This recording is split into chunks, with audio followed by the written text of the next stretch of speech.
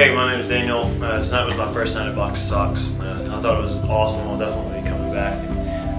I kind of got there, and there apparently wasn't as many people tonight, but Christian and Brooke took me over to the Valero station right down the street, and we were talking with a guy named Marcus who was feeling pretty sick because he was struggling with some alcohol stuff, and we prayed with him.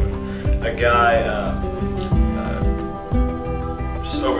saw us praying with him and called Christian over to talk to him, and he was telling him that he just got saved this past Sunday, and he seemed like already really strong, like God's already moved in his life incredibly. He said he already got 3 people saved that were homeless. Box-O-Sox was really good tonight.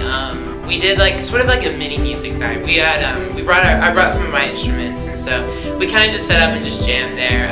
I didn't have any particular conversations with anybody tonight. I mainly just played with the music. But there were some people, that came up, and I think it really does draw attention from a lot of the people, which I think is good. It helps get people involved sometimes.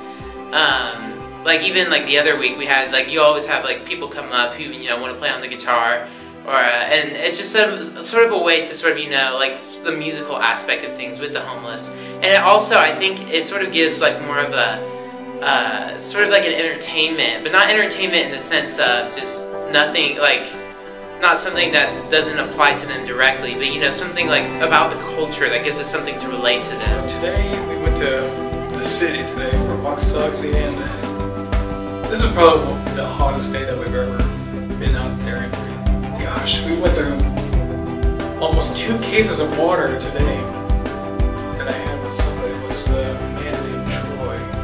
I mean, he just now gotten out of the hospital, but he drinks a lot.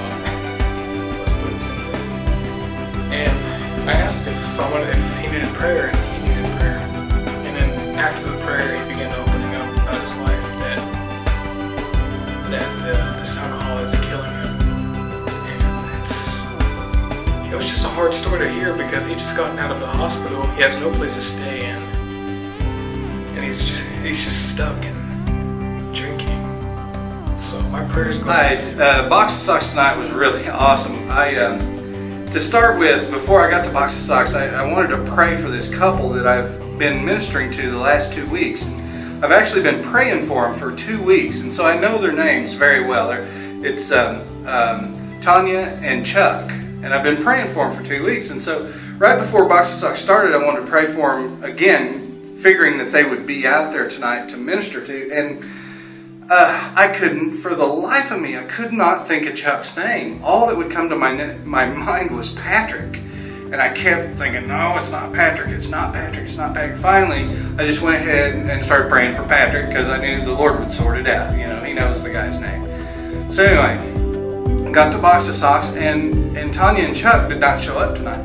But I started talking to this other guy, and I started witnessing to him, and it turns out he's a Christian. He's got a Christian background, but he had strayed, and he's not living for the Lord. And so I ministered to him, and he ended up rededicating his life to the Lord. It's really cool. And then afterwards, I said, "Hey, Patrick, here's something that you can do." And it dawned on me his name was Patrick, and I'd been praying for him before Box-O-Sox. It was so cool, and I told him about it, and he thought it was awesome. It was just really cool.